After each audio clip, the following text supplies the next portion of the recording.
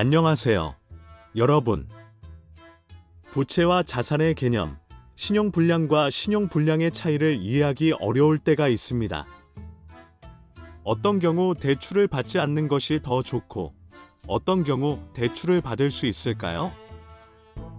예를 들어, 결혼식이나 바다 여행을 위해 대출을 받는 것은 좋지 않은 결정입니다. 오늘날 많은 사람들이 이 점을 직관적으로 이해하고 있으며, 부동산 대출을 받는 것은 좋은 결정으로 여겨집니다. 왜 그럴까요? 그리고 실제로 차이점은 무엇일까요? 이 주제에 대해 생각해보고 주요 기준, 즉 가장 중요한 차이점을 정리해 보겠습니다. 이러한 상황은 어떻게 다를까요?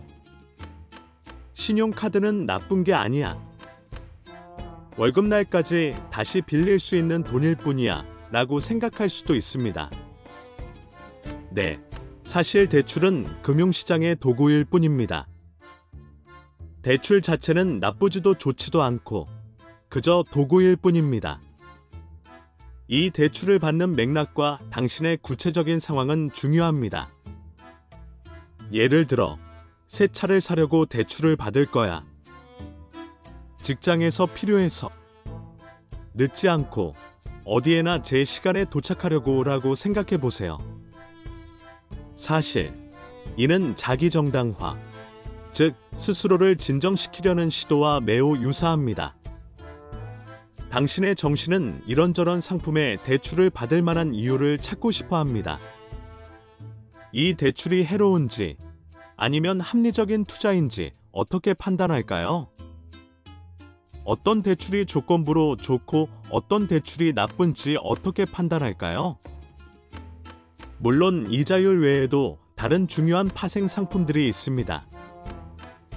여기서는 가치 있는 재화와 오랫동안 가치를 유지하는 서비스를 구별하는 법을 배우는 것이 중요합니다. 반대로 빠르게 가치를 잃는 재화도 마찬가지입니다. 저는 이것을 자산과 부채라고 부르고 싶지만 이 개념들은 의미가 약간 다릅니다. 로버트 키요사키는 그의 책과 영상에서 수입을 발생시키지 않는 모든 것을 부채라고 부르지만 명목적인 접근 방식인 회계도 있습니다. 두 개의 열이 있는 조건부 표를 염두에 두기만 하면 됩니다. 한 열에는 좋은 상품과 서비스, 조건부 자산을 적고 두 번째 열에는 나쁜, 유해한, 조건부 부채를 적습니다. 예를 들어, 아파트를 구입하고 대출을 받았습니다. 이제 자산 열에는 이론적으로 판매할 수 있는 부동산이 있습니다. 그리고 부채 열에는 이제 대출 금액과 이 대출에 대한 과다 지불 이자가 있습니다. 시각적으로, 종이에 또는 정신적으로 상상하고 평가할 수 있습니다.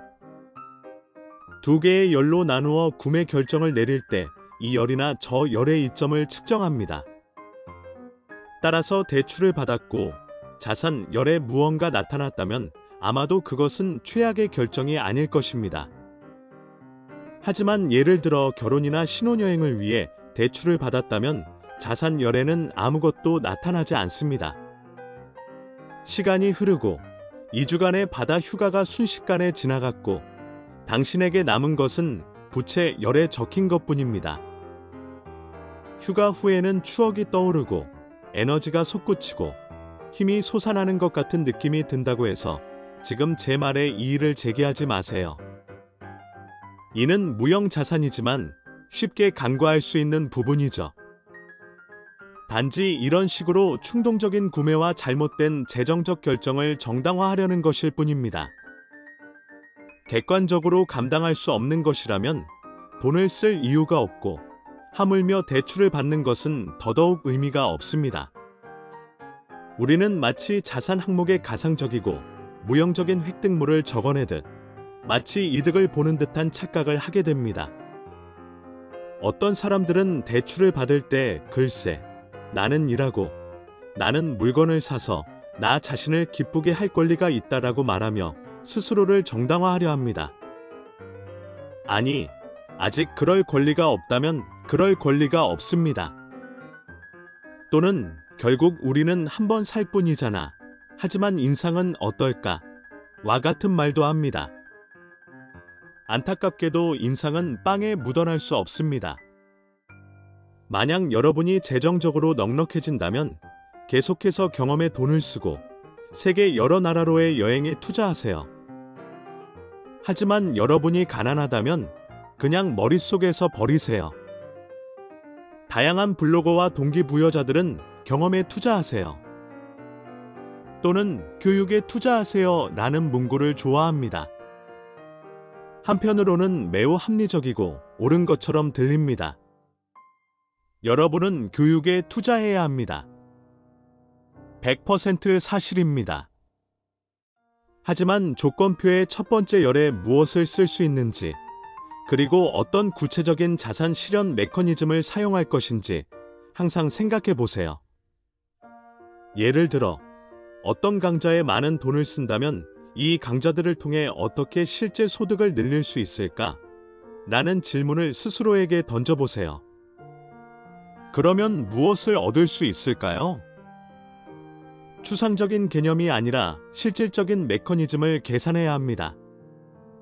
더 많은 수입을 올릴 기회를 얻을 수 있을 거라는 기대로 신용으로 새 차를 산다면 정확히 어떻게 실현될까요? 그저 조금 더 편안하게 운전한다면 실질적인 이득은 거의 없을 것입니다. 평범한 소비용 대출일 뿐입니다. 삶의 질에 투자하고 있다와 같은 정당화는 모두 블로거들이 만들어내는 이야기의 범주에 속합니다. 기회가 된다면 꼭! 하지만 소비를 위해 대출을 받는 사람들은 이 구매가 부채에서 자산으로 어떻게 바뀔지 명확하게 설명하지 못하는 경우가 많습니다. 재정적으로 독립하고 부유해지고 싶다면 이런 거짓 이야기를 잊어버리세요. 나는 나 자신에게, 나의 즐거움에, 나의 소비에 돈을 투자한다는 문구를 잊어버리세요. 소비는 투자가 아닙니다. 종종 개인이나 가족의 복지를 평가할 때 소비 수준에 대해 이야기합니다. 즉, 소비로 측정하는 것이지 재고의 실제 자산량으로 측정하는 것이 아닙니다. 예를 들어 여름 별장, 자동차, 아파트, 개가 있다면 그는 재정적으로 성공했다는 의미입니다. 아니요, 틀렸습니다. 거주하는 아파트가 하나뿐이고 사용하는 여름 별장, 가족을 운전하는 자동차가 있다면 그 사람은 자산이 없고 다양한 부채만 있다는 의미입니다. 그렇습니다. 이 모든 것은 이론적으로 판매되어 부채에서 자산으로 다시 전환될 수 있지만 지금으로서는 이 사람을 부자라고 부를 수 없습니다. 불가항력, 실직, 질병 또는 기타 어떤 일이 발생하면 그러한 사람은 즉시 재정적으로 부실해집니다. 아파트에 대한 세금을 계속 내야 하고, 자동차는 정비를 해야 하고, 여름 별장의 잔디는 깎아야 합니다. 이 모든 것은 자산이 아니라 부채입니다. 하지만 무언가를 임대하고 약간의 긍정적인 현금 흐름을 추출하기 시작하면 동일한 제품이 즉시 부채를 자산으로, 옷장과 선반 어딘가에 먼지 쌓인 오래된 불필요한 물건들은 죽은 부채이며 집 안 공간만 차지할 뿐입니다.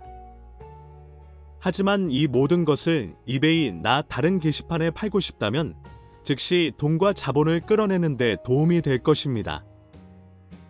모든 주택담보대출은 일반적으로 자산란에 최소한 무언가를 기입할 수 있도록 허용합니다.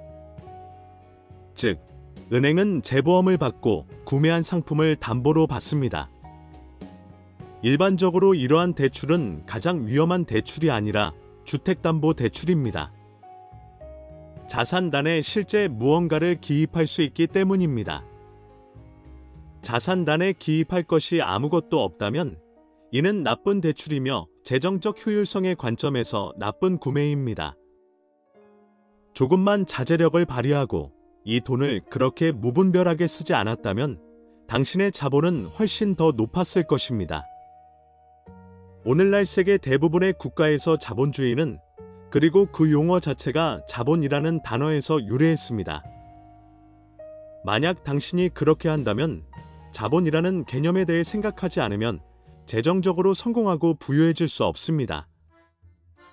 이는 명백한 사실입니다. 나쁜 습관을 좋은 습관으로 바꾸고 일상생활에 회계적 접근 방식을 적용한다면 누구든 삶을 바꿀 수 있습니다. 결국 인간의 경제활동은 기업의 경제활동과 크게 다르지 않습니다. 단지 규모만 다를 뿐 경제법칙은 어디에서나 동일하게 작용합니다. 좋은 습관은 우리 삶에서 엄청난 역할을 합니다. 첫 해의 불편함을 느낀다면 2년, 3년, 그리고 5에서 6년이 지나서야 수입의 일부를 꾸준히 저축하는 데서 어느 정도 효과를 느낄 수 있습니다. 하지만 당장은 그렇지 않습니다. 인내심을 가져야 합니다. 그래서 빠른 결과를 기대하는 대부분의 사람들은 실망하고 투자를 포기합니다. 저축률을 높이는 과정을 일상생활에 접목하고 습관을 들이고 그 과정 자체에서 즐거움을 얻는 것이 중요합니다.